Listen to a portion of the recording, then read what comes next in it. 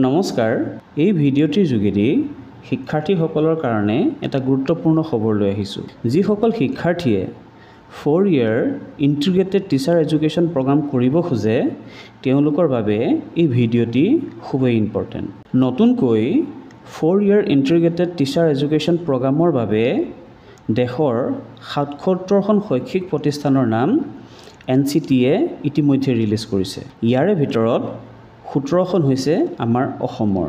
যিসকল প্ৰাৰ্থীয়ে national common entrance test 2025ত অৱতীৰ্ণ হৈছিল তেওঁলোকে NCTয়ে যোগ্য ঘোষণা কৰা এই কেইখন শৈক্ষিক প্ৰতিষ্ঠানত 4 ইয়াৰ ইণ্টিগ্ৰেটেড টিচাৰ এডুকেশ্যন প্ৰগ্ৰামৰ বাবে নামভৰ্তি প্ৰক্ৰিয়াত অংশগ্ৰহণ কৰিব পাৰিব। এই বিষয়ে নেশ্যনেল টেষ্টিং এজেন্সিয়ে 16 জুন তাৰিখে এখন ৰাজহুৱা জাননীৰ জৰিয়তে এই কথা প্ৰকাশ কৰিছে। এখন হৈছে সেই জাননীখন, তোমালোকে ভিডিঅ'টি পজ কৰি এই জাননীখন চাই ল'ব পাৰিবা। অসমৰ কোন কেইখন শৈক্ষিক প্ৰতিষ্ঠানে ইয়াতে যোগ্যতা অৰ্জন কৰিছে। ইয়াতে দেখা পাইছা 25 নম্বৰত আছে ত্যাগবীৰ হেমবৰুৱা কলেজ। প্ৰত্যেকখন শৈক্ষিক প্ৰতিষ্ঠানৰ কাৰণে 50টাকৈ ছিট এলট কৰা হৈছে। 25 নম্বৰত আছে ত্যাগবীৰ হেমবৰুৱা কলেজ। ইয়াত BA BEd আৰু BSc BEdৰ সুবিধা আছে। ইয়াৰ পিছতে আছে north Lakhimpur college. BA BEd আৰু BSc BEdৰ সুবিধা আছে।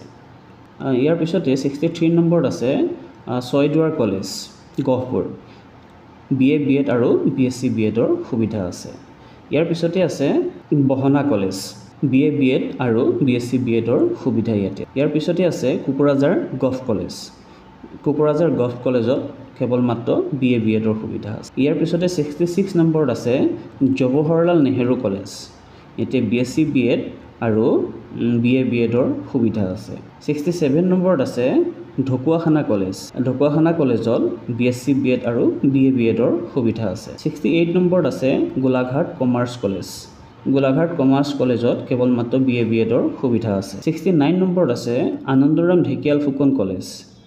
BSc BEd আৰু BA BEdৰ সুবিধা আছে। 70 নম্বৰত আছে BN college Dhubri. BSc BEd আৰু BA BEd। 71 নম্বৰত আছে ধেমাজি কলেজ। ধেমাজি কলেজত কেৱল মাত্ৰ BA BEdৰ সুবিধা আছে। 72 নম্বৰত আছে LTK কলেজ।